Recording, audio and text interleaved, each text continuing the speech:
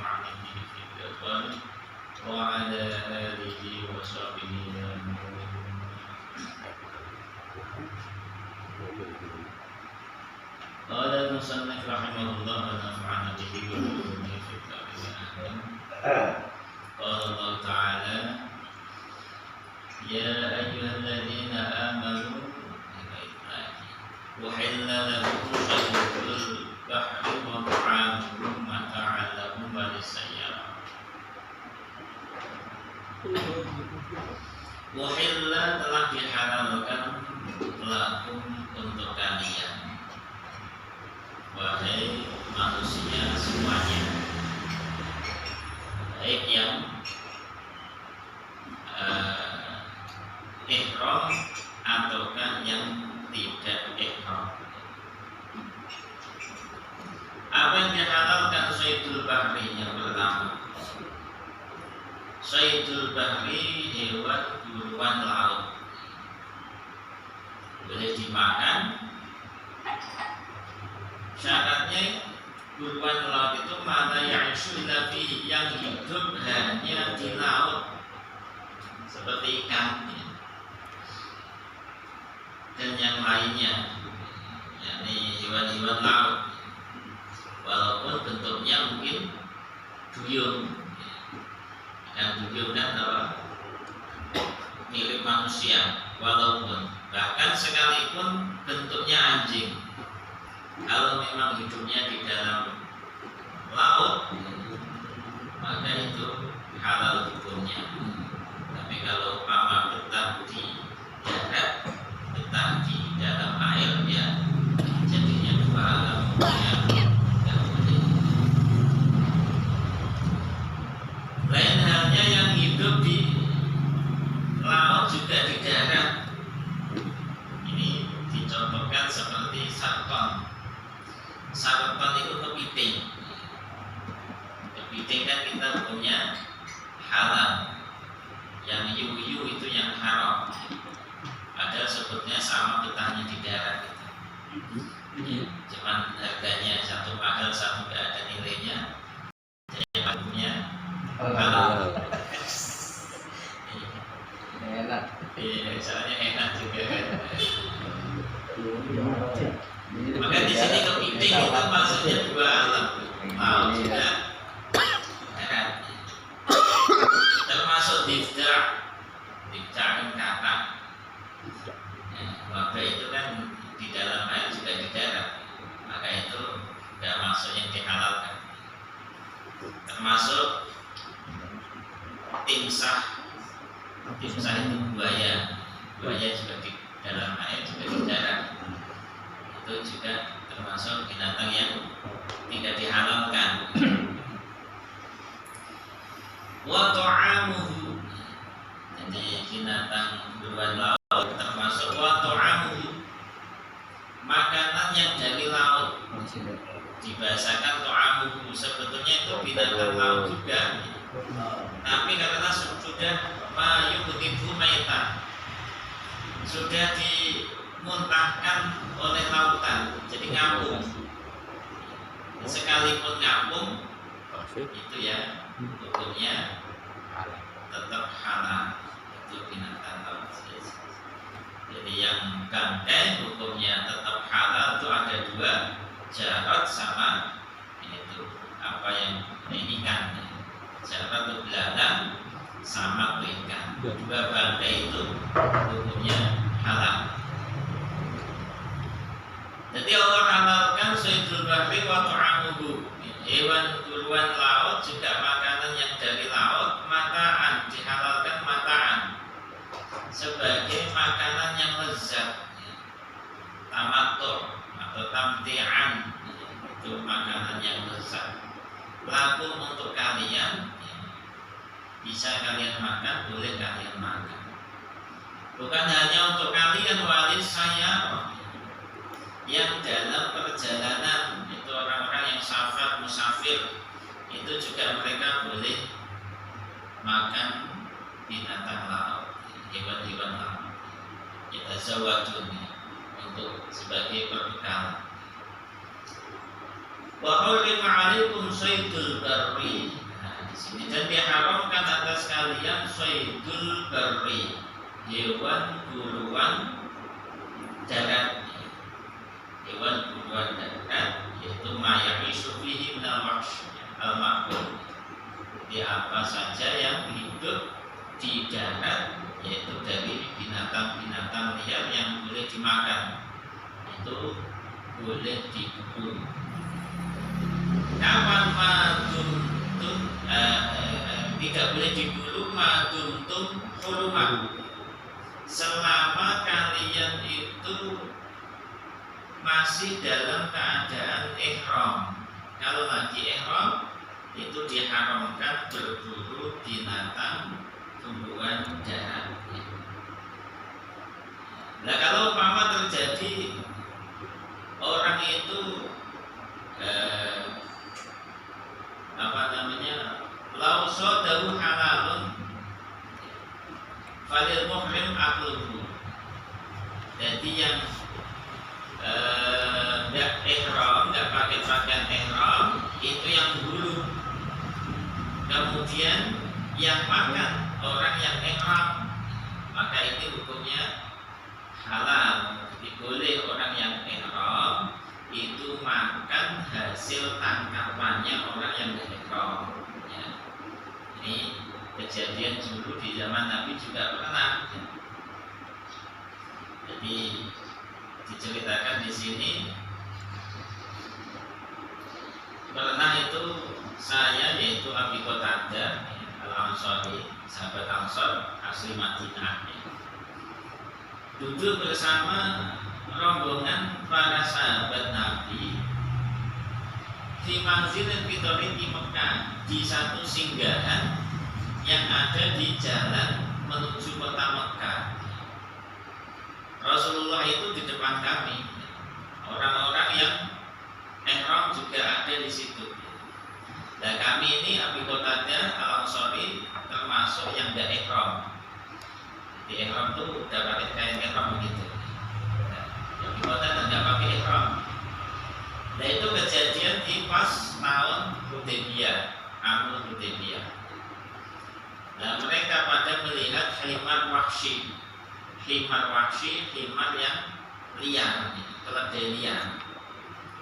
Nah, pas mereka pada lihat himar wahsy, keledai liar, itu kami itu lagi sibuk pakai sendal. Jadi falam yauduni wa ahibbu law absartu. Falam yauduni, mereka enggak mengizinkan aku untuk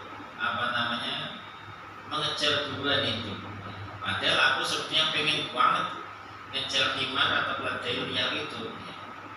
Jadi pas Sayyidina Abu Qatadah itu bergegas mau ngejar pakai sandalnya, nah itu mereka nggak mengizinkan, mau kemana, nggak boleh itu liar itu, keledai nggak boleh dulu.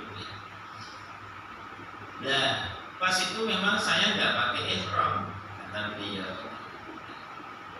Faltafatu fa'usatu, aku toleh keledai itu, aku lihat, aku langsung naik kuda, tak kasih pelana, tak naikin, lupa bawa cemetinya, pencutnya lupa, termasuk sarat sama romahnya. Datang anggur lupa dibawa, sama tombak juga lupa dibawa. Dua itu ketinggalan, minta tolong diambilin, nggak mau, mesti buat mau buru keledai liar itu, batang anggur sama tombak, minta tolong dikasihin karena jadi atas kuda, nggak mau. Sahabat-sahabat yang lain mereka mengatakan, sahabat-sahabatnya itu tahu Allah la tu'inuka alaih, nggak bakalan tak tolong, ya Allah, nggak mau. Maka aku marah, aku turun, tak ambil sendiri, naik kuda lagi, kemudian tak ikat itu datang anggur sama tombak. Kemudian fasyadatu ala himar fa'aqar tubuh tumajid tubi wabat mata. Kemudian tak bawa menuju keledai liar itu, ya. Kemudian pas benar kena keledainya ditangkap sama Abu Qatadah, dibawa mati, dalam keadaan mati keledainya. Faqau fihi, aku dibawa ke rombongan sahabat, dimakan bareng-bareng, mau juga ikut makan. Lepas habis makan mereka ngadu, fi aklihim yahu wa hum hurum. Jadi mereka mengadukan kepada Nabi, lagi ihram kok makan binatang buruan hasilnya Abi Qatadah. Farihna wa qabatu ar-rabut. Ya, Abi Qatadah senang bisa nangkap keledai liar, makan kenyang.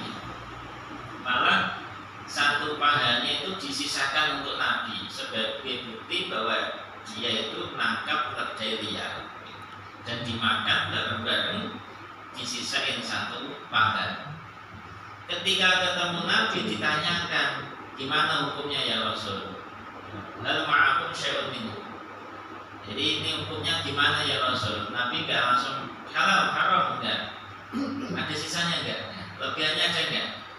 Ada ya Rasul, tak bawain pahanya. Pas itu malah fa'nawaltuhu al-'abda fa'akala minhu wa huwa muhrim. Malah Nabi itu langsung diambil dimakan padahal Nabi dalam keadaan ihram. Nah, jadi ini dalilnya orang yang ihram makan hewan buruan yang ditangkap orang yang enggak ihram itu boleh. Nah, sebetulnya kita kalau ihram kan nggak boleh ngapa-ngapa. Sekecil apapun binatang, kelinci sekalipun nggak boleh kita tangkap, nggak boleh. Burung merpati yang begitu banyak, ambil plastik masukin ke kantong plastik, kalau nggak boleh. Walaupun hanya merpati, nanti kena denda. Nah, ini dalilnya orang yang ihram tidak boleh berburu, tapi kalau makan hasil buahnya orang yang tidak ihram boleh. Wattaqullah alladzi ilaihi tuhsyarun. Bertakwalah kepada Allah alladzi yaitu zat ilaihi yang hanya kepadanya tuhsyarun, kalian akan dikembalikan kepadanya. Pada ahadun ghairullah yaltaji'u ilaihi. Tidak ada seorang pun yang layak untuk kita bersandar kepadanya kecuali hanya kepada Allah. Wallahu Ja'alallahu al-Ka'batal Baital Haram qiyaman lin-nasi wasyahral haram wal hadiya wal qalaid. Ja'ala telah menjadikan Allah al-Ka'bata Ka'bah. Ka'bah itu secara bahasa itu bangunan yang segi empat, itu namanya Ka'bah. Hasilnya ya sumiyat al-Ka'bah lidzalika, dinamakan Ka'bah karena segi empat. Kalau umpama bulat ya bukan Ka'bah lagi udah. Jadi karena segi empat maka dinamakan Ka'bah.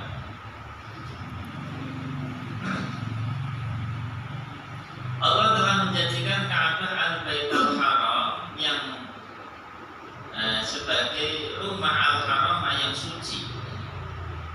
Maknanya Al-Ka'bah, rumah yang suci, dijadikan oleh Allah qiyaman lin-nasi, sebagai tempat kumpul bagi seluruh manusia. Yaqumu bi amrudinihim bil haji ilaihi,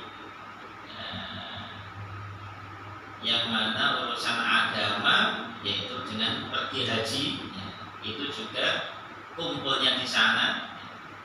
Urusan duniawi yaitu bi'amni dakhilihi wa adami ta'arud lahu, juga di sana terjadi. Orang yang masuk ke Mekah mesti aman, tidak akan terjadi ta'awud, perselisihan, pertengkaran, pertentangan. Duniawinya wajibat sampai kulisi nilaihi, bahkan seluruh buah-buahan yang ada di mancanegara pun tertarik atau ketarik ke Mekah, semuanya ada di Mekah. Itu urusan dunia ya di sana ada, urusan agama juga ada. Orang ibadah haji ke sana, urusan duniawi pun banyak yang ke sana juga. Jadi ini termasuk haji arkanuddin, termasuk rukun Islam. Maka tidak sempurna tanpa adanya haji. Man atau gakanitin, orang yang sudah sempurna menjalankan rukun Islam, tapi satu yaitu haji nggak dilaksanakan padahal mampu, maka agamanya itu belum sempurna. Malah dibacakan bahkan manasuk Muhammad, malah dia telah menghalangi dirinya dari rahmat Allah. Kalau orang mampu kalau berangkat haji, menghalangi dirinya dari rahmat Allah. Karena sahabat Nabi SAW turun dari langit itu setiap hari malam 120 rahmat. Setiap hari dan malamnya itu 120 rahmat. Yang 60 untuk orang yang tawaf, yang 40 untuk orang yang sholat, yang 20 untuk orang-orang yang hanya melongok saja.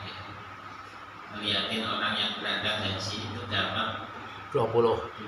Alhamdulillah. Yang sholat dapat 40. Yang tawaf yang paling banyak dapat 60. Wajar lah modalnya gede.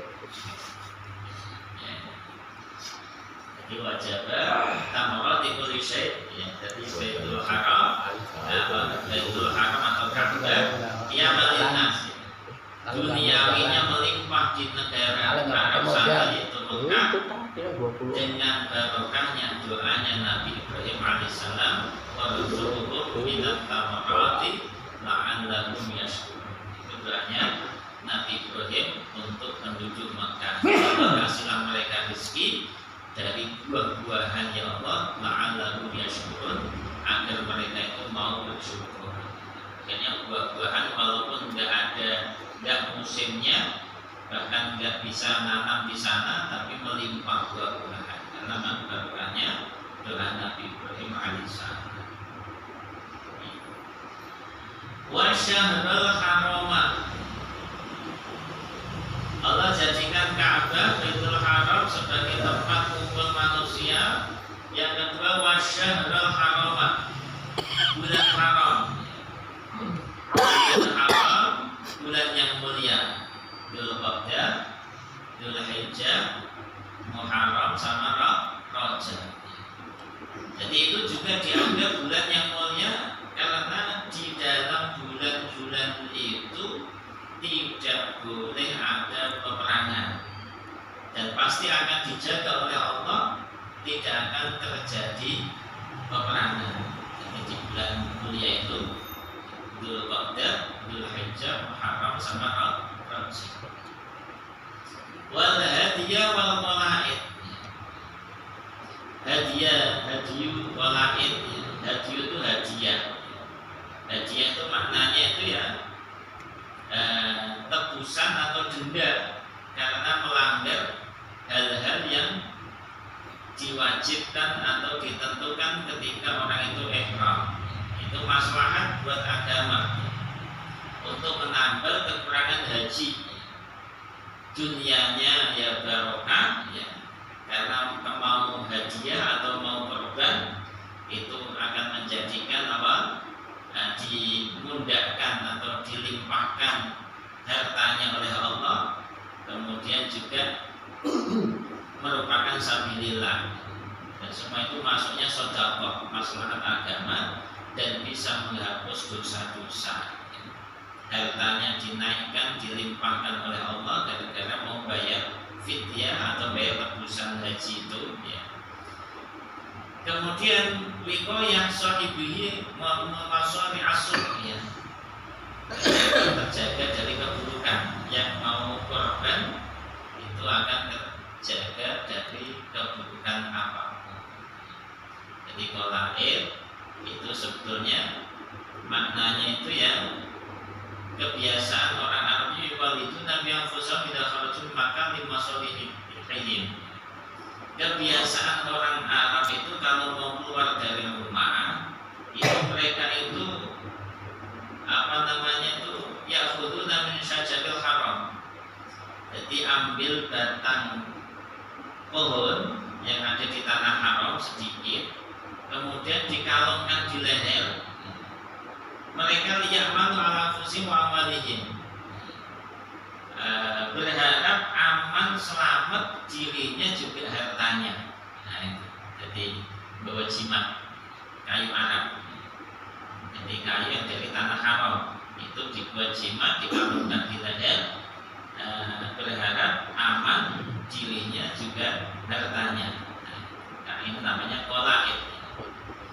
Wadhalika itu semuanya lita'alamu annallaha ya'lamu ma fis samawati wa ma fil ardi, agar mereka itu tahu bahwa Allah itu ya'lam, tahu apa saja yang ada di langit juga yang ada di Wa anallahu bikulli syai'in alim, dan sungguhnya Allah itu bikulli syai'in dengan segala sesuatu apapun alimun maha tahu.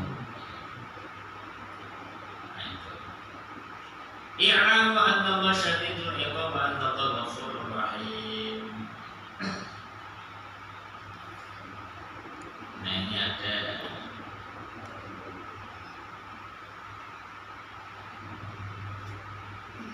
I'lamu, ketahuilah anna Allah bahwa Allah syadidul iqabi, dat yang maha dahsyat siksanya li'adaihi kepada musuh-musuhnya.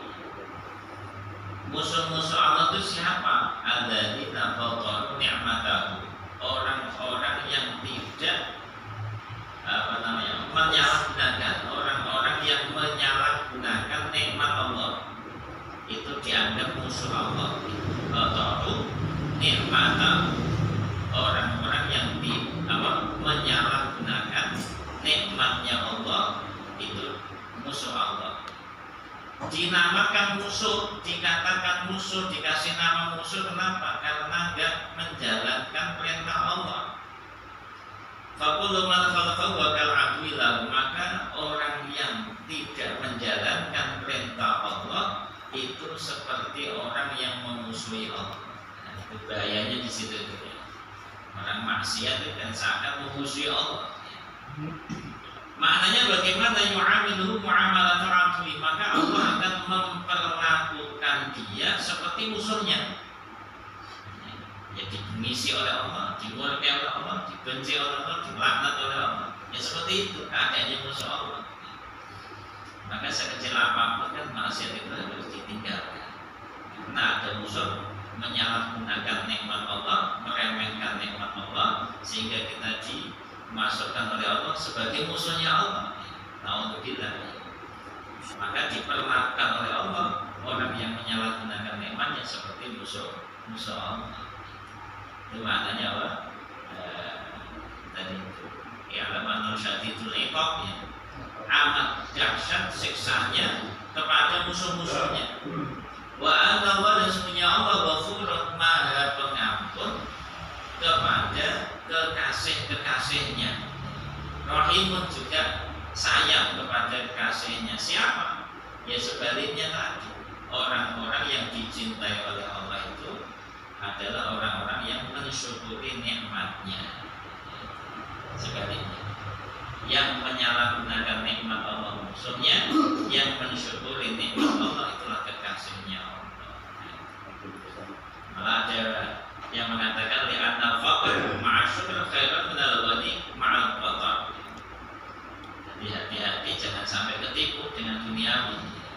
Diistilahkan orang yang fakir syukur itu bagus, orang miskin syukur bagus, ketimbang orang kaya tapi menyalahgunakan nikmat. Nah, bahasanya orang fakir syukur khairan lebih bagus ketimbang orang kaya tapi meremehkan nikmat Allah atau menyalahgunakan nikmat Allah. Wa ma'ala rasuli illal balagh, wa ma'ala rasul, dan tidaklah kewajiban rasul utusan Allah illal balagh, kecuali menyampaikan kepada kalian. Wallahu ya'lamu ma tubduna wa ma taktumun, Allah Maha tahu apa yang kalian zahirkan, nampakkan dari perbuatan. Wa ma taktumun, dan apa yang kalian sembunyikan, semuanya akan dibalas oleh Allah, tidak ada yang kelewatan. Fayujazihi in khairan ya khairan, kalau baik perbuatannya yang dibalas dengan kebaikan oleh Allah. Wa in syarran fa syarran, kalau perbuatannya buruk ya akan dibalas dengan keburukan. Walau a'jabaka kathratul khabith, itu ayat setelahnya. Ya Allah a'lam bishawab. Semoga manfaat kepada kita semua.